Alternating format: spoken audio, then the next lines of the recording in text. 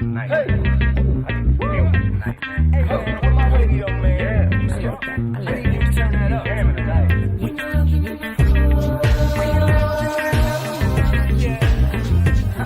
on the radio. You and I turn on the radio. Yeah. Turn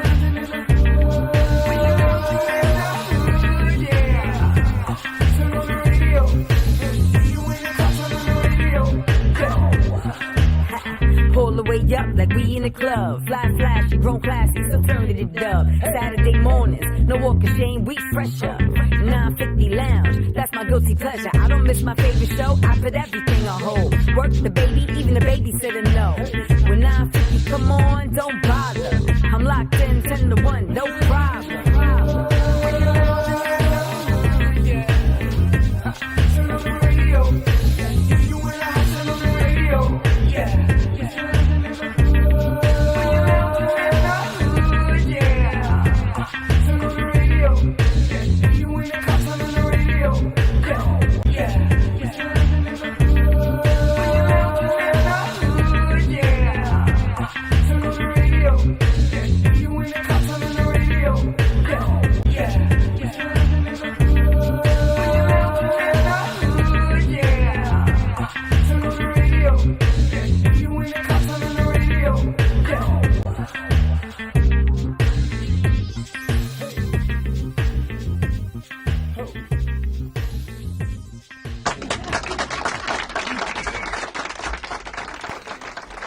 Welcome back to 950 Lounge. This lady sitting next to me is somebody I've known for a very long time. She's made her round, she's put her work in, and she's currently now doing the book thing on tour, and she had to make the stop here at 950 Lounge first. Ladies and gentlemen, author of Like a Fly on the Wall, the super talented, my good friend, Simone Kelly. Welcome to the show. And it was a fiction book, non-fiction book. Right. And it was to help entrepreneurs really make the transition from leaving their full-time job, and also, just empowerment book, but also have marketing. My background is business and marketing. So it took you, we weren't chatting that. Yes, you was. So, but obviously this book here, I mean, this is a fantastic novel. It's hitting the wave. I read a little bit of it. You just mentioned off the air, first family was an 85-year-old white woman. Yeah. You know, so. Yeah, blew my mind, because it was a really funny letter, because she said, just want to let you know, I'm 85 and I'm a white woman. I'm old, but I ain't dead. And she said, did she say anything else like she's a Trump supporter, like another white woman? She just said, excellent writing and keep writing. It was really nice. So I wrote her back and I was like, oh, thank you so much. Now please send me a picture. She sent me a picture. So when did you start? When did you start writing? When did the writing go? I've been writing since I was a kid, but officially, I actually have books, not finished books, but since third grade. Right. And I would sell books. That was one of the stories we were telling in our book signing last night, is how I would write little short stories and be in the back of the classroom selling for a dime. Right. And I had my husband back then. You was also giving the answers to the questions? No, I wasn't that kind of. Answer number 10? I was actually an honest student, believe it or not. But I don't let you. Why you gotta say it like that? No, but I come from a family of entrepreneurs, so I was always creative and different ways. My mother made photocopies. So the book. That's that hustle world. And then I sold, that's how I started with that. And then eventually, actually one of the things, the first book was really written in 1998. Okay. And then it was like a short story. Right. And a few of my mutual friends read it, and they were reading it at work and hiding, hiding behind a little folder that they were working. Right. And that's when I knew something had something. So they were like, what's the next? I want the next. So I finished that book. That book is called At Second Glance, and it's still on sale on Amazon. And that was a fiction book. Yes. And then Like a Fly on the Wall was my third book, believe it or not, the first part of it. So that book is 448 pages. The book I wrote originally was only 230. So they continue. Self-published that. Right. Then I shopped that to some people I know, and I got a book deal from my house. Okay. And they told me to make a own book. Well, yeah. And this story, when I'm reading it, I'm trying to this is going on. And I'm like, it ain't got nothing to do with you. Yeah, everybody just. Oh no, please. But any event, you thought about the character. He comes from New York, moved to Miami. like you, New York to Miami, got a little swag about him, you know. Definitely. I didn't know that, you like, different ethnicities. I mean, he's Moroccan born, so, he's got a little mystery. I know that's Stephanie's, white. I would say. Moroccans are white, bro. Where's Morocco? He don't even know. He don't really know. Morocco is like North Brooklyn. Africa. Exactly. Oh, say Jacques. Yeah, definitely. His name is Jacques. Oh, see? Oh, wow. I'm glad you said that. One to marry. That was a Yeah, that was a very You don't play the numbers in Yeah, that. yeah. But just the standpoint of like, again, when you write these stories, are you kind of visualizing some of the things you developed, things in your life, your experiences to make the story into something? Or is it kind of like you just go into fiction mode? No, there's definitely a lot of pieces I pull from my real life. The other thing I do, aside from the business and life coaching, is I'm intuitive and I teach people how to love their intuition. Right. And I have a class called Discover Your Intuition, actually. And one of the things that I wanted to do with this book is to help demystify the whole being psychic or intuitive, because we all have it, every single one of us. Right. And I teach people like literally in like 30 minutes, they're blown away, like, how did I know how to do that? Right. But I like to weave that into the story because I think it's so important that we trust our intuition, listen to that our gut, that voice in our head, because we make a lot of mistakes and we don't. And like sometimes we'll look back, damn, I know I should have never signed that contract. I knew I should have never dated that girl. I knew I should have never, whatever it is, Is that intuitiveness or that's just common sense? No, it's listening to that inner voice. And I think the problem with a lot of us is that we get up and go and we're racing and take care of everybody else, but we don't know how to listen within.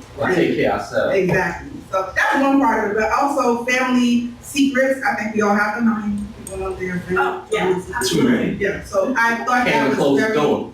Yeah, that was one of the other reasons I wanted to weave that into the story as well, because a lot of people can relate to that. And one of the things that I think inspired me, and funny enough, I didn't remember until like recently when people started interviewing me, and I'm like, oh yeah, what made me write the book? My grandmother that I never met passed away, and she was found on the beach. It's kind of like a morbid story. Right. Nobody knows what happened to her. The story that I was told, I don't believe, and I never believed it. So I just always thought, there's more to the story. So I figured I kind of tied into the whole overall story of Jacques Barati, who is the main character of the book. His because he's intuitive, he gets a lot of messages and visions, and he's starting to get messages from his father who passed away. Right. And like he's a medium in a sense. Yeah. So he's trying to understand what the messages are, and it becomes like a mystery for him to try to figure out what really happened to his father. Now, So- I want to dive into that part of the story, because are there people who look at the read and go, well, this part I can't get into it? I mean, you've been shopping the book. You've had a book signed last night in Coral Gables. Are people kind of receptive to that part? Like, are they learning? Like, maybe there's a piece of that in me that I maybe have been ignoring, or? Yes, that's one of the things I'm really excited about, because people read the book and they go, I'm psychic, I didn't know all this time. Or when they have dreams, they look deeper into their dreams. So They're it's like, gonna okay, be- there's I a hope message. it's not a bunch of psychics that come No, on we're the web not. now. It doesn't have to be like, call me now. Like, I read the book, I'm Even psychic. Cleos. No, not like that. Everybody be battling each other. I see. People are more in tune, because and one of the first reviews I got about the Right. book said that it's not just a supernatural book or erotic thriller, as they're calling it. It's also a spiritual journey, because it makes you look within, like, wow, okay, maybe I need to do some more meditation. Maybe I need to do whatever it is. But a lot of people that have read it that even are scared to tell people about the things that they've seen. Right. They'll tell me after like a book sign, they're like, oh my God, I'm so happy you wrote this book, because now I know I'm not crazy. Yeah, no doubt. No doubt. It's definitely talented. And when one of the things I do weave in, that's a real story. I just made it a little bit more, dramatic in the book. It's not really a spoiler, but can I say it? Of course. Okay. So when I was a little girl, this might spook y'all out, but when I was a little girl, I remember there was somebody in my room. I was like 5 years old. Like poltergeist? Yeah. Not poltergeist, but it wasn't scary. But it was like somebody was in my room, and I saw her turn off and on the light, and I was like, Mommy, there's somebody in my room. And my mom was like, going back to your bed. You're having a bad dream. You're making it up. Whatever. I never thought about it. I ain't gonna never feed you again at night. I never thought about it for years. I totally forgot about it. I remember what she looked like, everything. So 30 years later, I'm in my house, my mom's house in Florida, and my cousin was like, yeah, remember that time y'all had the ghost in the house? And I was like, what you talking about? I said, what ghost? Did she And then grow up? I asked my mom, I said, Mommy, what's she talking about? She said, Right. oh, I didn't want to frighten you, but your father saw the same little girl. And I said, wow. like, it was one of those like mind-blowing moments. I called my dad and I was like, Dad, what did you see? And he explained, he described the same girl. Right. So that made me say, I could have been Miss Cleo by then. No, I'm kidding. Hello, darlings. But my point is, if I would have known I wasn't crazy or I was making up, I was dreaming, I probably would have paid more attention to signs or things that I Right. saw. Because it Right. wasn't scary. It wasn't Right. actually, it wasn't scary. But I weaved a scene in the book where a similar thing happened to Jacques. It's crazy because Prodigy, I know it was an interview Prodigy did before he passed, and it was something he felt like somebody was in the room the night before he woke up and he was in pain. Oh, And- wow. And he was like, it was Yeah, some, I seen right. it. So, He said he woke up and he felt like all this pain all of a sudden. Right. And Let me get yeah, out of saw bed. somebody that right before all this happened. I saw that interview. Yeah, it's scary. Well, I don't get it with the pain. But he saw, Because he saw they like took away the an pain. or angel they- of death. Oh, And then the geez. next day he woke up, he couldn't move. He was in extreme pain. They had to rush him to the hospital to the point where he couldn't walk. Oh, my And that's when gosh. everything started happening. So it was like he Oh, that's basically foresaw scary. the pain coming before it really happened. to Right, him. right. Oh, that's a little yeah, scary. so I mean, from that standpoint, obviously that wasn't yours, but Yeah. again, I think we try to put things we can't explain into ways we can explain. And Right. it doesn't make sense. So maybe it is some realness to some of the things that are out here. Right. And I'm glad you touched on the book. We're gonna take a quick break. Okay. We'll keep it going with you, and again, get more into the. Again, I gotta be honest with you. When after I read your first chapter, I can't even go to look at fruits anymore the same way. She got you scared, huh? Got No, you it's nervous. not scary at all. Bro, I'm gonna get you got the audio version for rodeo because I'm No. we get that. We have them narrated. Yeah. The lovely Simone Kelly, like a fly on the walls, the book, and we're talking about obviously the spiritual and supernatural aspect that you kind of brought to the book, and we encourage everybody to go read. People don't read enough. Right. So we encourage you to go read. Stephanie, you talking about in the break, you were talking about some of the things you've experienced. Oh when it my comes God. I Take a you know pause. what? Before I used to think that people would judge me, That's exactly because of, certain things that I used to experience, like, oh, you crazy. But everybody knows, yeah, I have a crazy personality, but I'm well liked and respected, I think, You But said it. I've learned to accept that part of me Yeah. where I'm like, okay, it is what it is, and if people want to think I'm crazy, all right, fine. I don't care. Right. But yeah, there have been many situations where I have, seen things in my room, seen things push into people. I actually saw an accident, and literally I saw the guy. The guy was already dead in the car. I went to check, and when the cops He's and everything gangster. came, I went to check. Yeah, exactly. yeah, I went to check. Well, the car was on fire. Oh, God. Okay, and apparently there were four young adults in the vehicle, and unfortunately, when I got on top of the rail and I looked in the car on the side where the fire wasn't taking place, the guy was dead. I saw him. I see he's tall, lots of hair. Okay, whatever. we got 10 minutes left, Steph. Okay, Go ahead. sorry. Anyways, what I'm trying to say is, once the cops came, Yeah. I had this vision that came to me when I went to move my car. Right. And the guy from the vehicle came to me and showed me that he was okay. Oh, It was a total, Wow. it was a total psychic mediumship moment. And I felt so much better about that crazy situation. Right, because know? you got the end Yeah. result. Did you experience that, Simone, as you're writing this book and letting people in a little bit, maybe who knew you that maybe didn't know this part of you? Did you kind of experience like people look at you like, what? Yeah, I was quote unquote in the closet as an intuitive. I got you. Let's be clear. No, let's be clear. I was like an R. Kelly moment. Yeah, I know, because we have to. Because everybody says that I write like a man so good. They're like, hey, no. I already told you what I thought, I'm man. around a lot of men, so I always ask them. Like the guys I work with at the Ritz Studio, they help me so much with a lot of the Right. one-liners. But and it was fun interviewing them to find out how you guys think. It was a challenge for me to write as a man. But anyway, one of the I lost my train of thought. Shoot. You were talking. You was in the closet. You was in the closet and you Oh yeah, getting I ready to came say out the something. psychic closet. Right.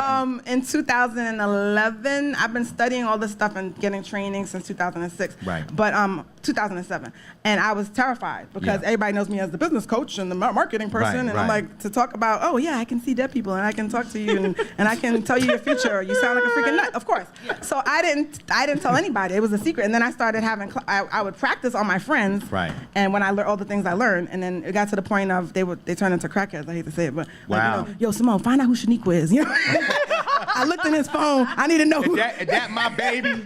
I was okay. I'm gonna have to start charging y'all, and then it became a part of my business. And then I just said, let me weave it into my life coaching, Right. and so I call it intuitive life coaching. And what really helped me, I think, honestly, is teaching it. So once Right. I started training, and I said, hey, you're a freak like me too, like not that kind of freak. I had Dina Howard.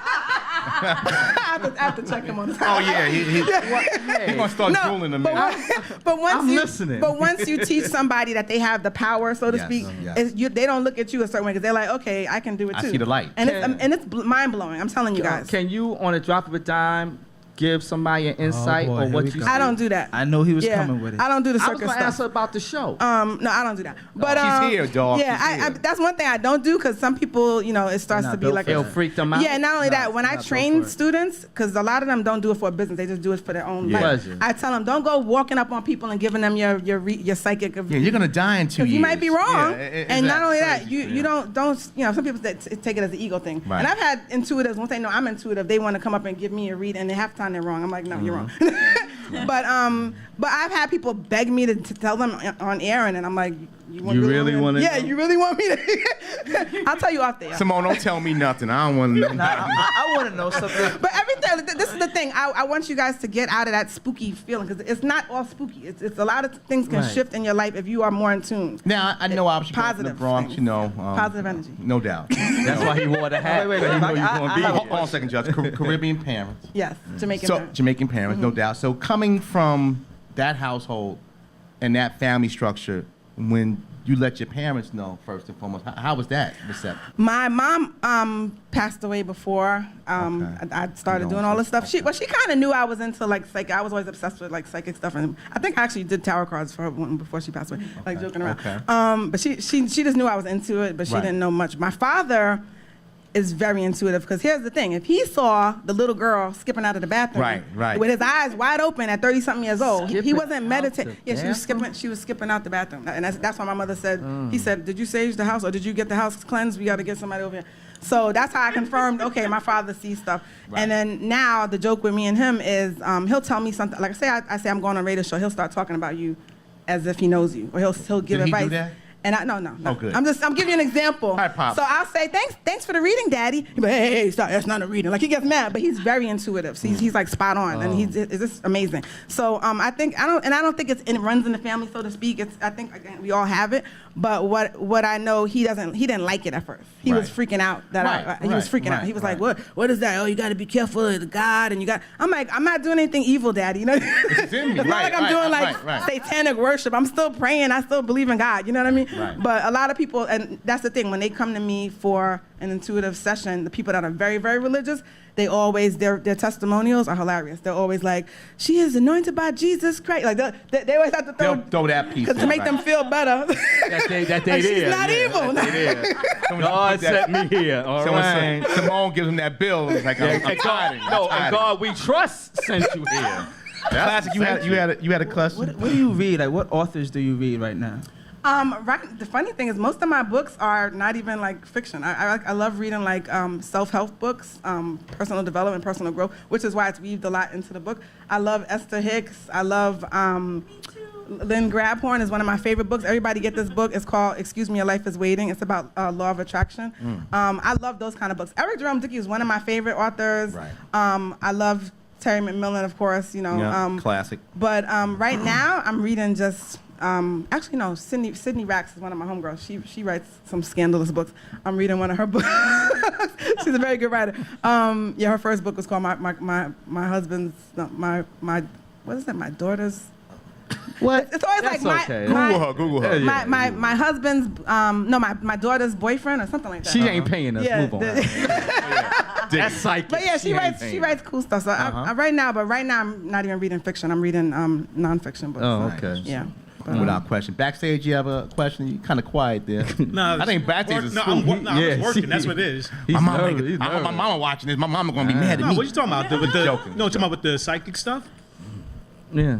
We have a lot of that stuff in my family as well. You know, especially when you have people from the South and everything else. They see things, they know things. So it's. I had a dream. That's what aunties usually say. Don't you know we're gonna do bad by you? We always had that stuff like that. I mean, I had some experiences like that when I was younger. Of seeing things and stuff like that, but I guess when I got older, I just blocked it out most of the time. I had dreams, and I had to tell my mother, and some of the dreams actually came true. She told him go back to sleep. Exactly. Roll over, boy. That's because you was drinking too much Robitussin at the time. That's what it was. You was drinking My too mother much give us Robitussin. oil. Everything And oil. that explains That everything. too, There yeah. we go. But wait, what happened when you had the dreams? Well, I wasn't spooked out, but I had a lot of dreams when I was young. Even when I became an adult, I had dreams. But every dream I had, I would always tell her, and she would like kind of break it down to me, maybe what the dream was and everything. Right. You know, and some of the dreams did come true. Well, I do want to say that one of the reasons that really made me say I got to develop this more is I had a dream around 2006 or something, and it's a long story, but basically there were numbers in the dream, and I kept seeing the numbers. And I told my cousin about it, and she played the number and won $10,000. Wow. And I was like, okay, I think I need to study this a little bit more. Can we go down to Aqueduct after the show?